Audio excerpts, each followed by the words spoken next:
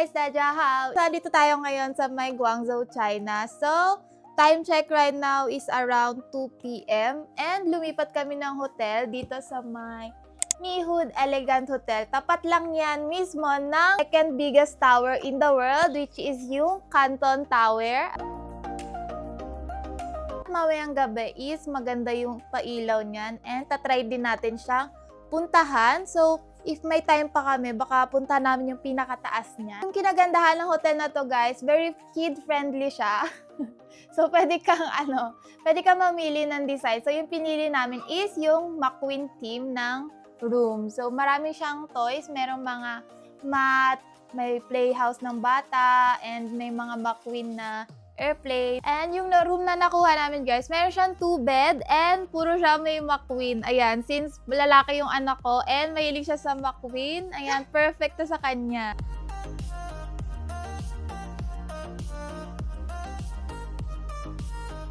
Meron din sila dito guys na security box. So, pwede ka mag-iwan dyan ng mga important things nyo sa loob. Ayan. So, kung may alas kayo or cash na marami, no, pwede nyo ilagay dito. And gawa lang kayo ng code nyo and then okay na yan, good to go na yan. So guys, meron silang, ayan, may slippers and then, hindi ko alam ano to, panlinis ata ng sapatos. Siguro dito pwede nyo ilagay yung mga sapatos nyo. Meron sila, ayan, ganun, panloob sa sapatos para hindi mayupi. Ayan, hindi ko alam kung libre to baka hindi. And this one, ano to? Ang kamot. Gusto nyo magkilo, may kiluhan din sila. Ang bigat. Dito ba sa side, meron din. Panlinis ng sapatos. Wala na. Pero din sila dito guys na to, parang uniform ata. Siguro pag gusto nyo kung wala lang kayo extra damit. And syempre, may pa-bathrobe. Try natin to mamaya. 2. Ayan, dalawa siya. And meron din sila dito guys na safety hazard. Ayan. Don't touch it. And may shower area din sila if gusto nyo maligo. So, maliit lang yung shower area nila. Tama lang. Meron din sila dito damit. Hindi siya masyadong malaki. And, ayan, pambata uli. Kasi nga kids-friendly siya. And rose glass lang yung nandito. Sila dito guys na mirror na napakalaki. And may McQueen din dito. Syempre, para matuwa yung mga kids nyo. Ayan, may pang boy and may pang girls. And meron sila dito toothbrush. Ay, pang baby. Ayan, toothbrush. Dalawa pa. And then yung hugasan ng kamay nila, yan, perfect talaga sa pambata. Dragon. Ay, dragon ba yan? Parang hippo. And then, of course, merong hand wash. And, ano to? Lotion. May pa-lotion din sila. And syempre, basa ng mga bata. Pwede na rin yan sa nanay and tatay. And sa loob, merong free na toothbrush, comb, for daddy, razor, panglinis ng ngipin, pag may tinga ka. Ito, hindi ko alam. And, ayan, hair tie. Yun lang. So, pwede kayo ni-uwi mamaya. Pag check out namin bukas. And, meron siyang towel for hand or face. Bala kayo. And dito ko na nilagay yung card. And meron na rin pala siyang free na hair dryer. So, pwede nyo gamitin. Yan, lagay nyo lang dyan. Towel ulit. Ang daming towel. And sa ibaba, ayun din. Towel din. And may chair. Okay. Ipaluhan nung bata para pag maghuhugas sila ng kamay. So, diba sabi ko sa inyo, napaka-kid-friendly nitong hotel na to. So, perfect to sa may mga kasamang bata pag magta-travel kayo. Ito sa may Guangzhou, China. And then, pwede nyo ilagay dito yung mga maduduming damit nila. Ayan.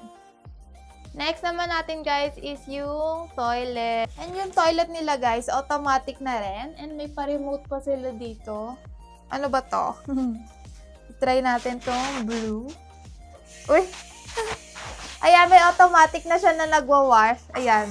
Perfect. At water. Or mainit or malamig yung water na mahuhugas sa inyo. So, wala silang bidet dito guys. Tissue-tissue lang. So, okay din na automatic yung toilet nila. And meron syempreng kids toilet seat. Ayan. Perfect yan sa bata. Syempre, may mga extra rin sila ditong toiletries. Ayan. May charger pa. May ano pa, emergency button. So, ayun lang. Ayun lang for this toilet. Hiwalay siya sa shower area. And syempre, hindi mawawala ang coffee area. So, ito pinakagusto ko dito sa part na to, ang coffee area. Since mahilig ako sa kape. Yan. Nescafe pa sila, guys. And teas. I think teas to. Ayan. Coffee mate. Ayan. Hindi ko alam to gamitin, pero tatry natin yan. Ito, ewan ko, ano ba to? So, lagay ng ice. Siguro kung magiinom kayo. And meron sila dito. May pa-complementary. Ayan, meron siyang glass. Ang ganda. Oh, don't know, no way. Oh, yeah, you see already. Next one. Nothing. Go there. Yan guys, sobrang spacious ng room namin na nakuha. So, ngayon, siguro mamaya is bababa kami and maglalakad-lakad sa labas. And itry natin yung afternoon tea nila dito. Tara! Punta.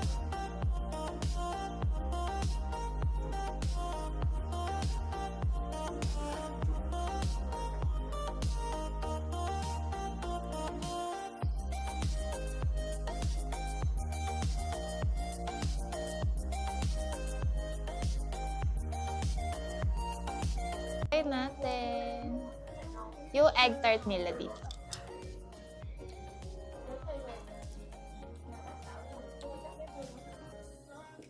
Napaka-creamy sa inside.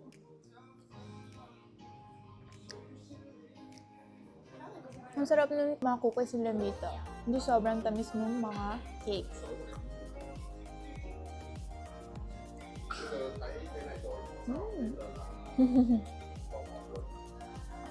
Hindi ko alam kung ano to. Parang siyang mooncake.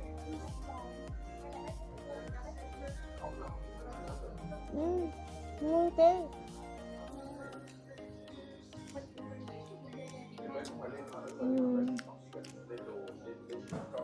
Ano pang lasang daw to? Masarap siya. Madami siyang nuts inside.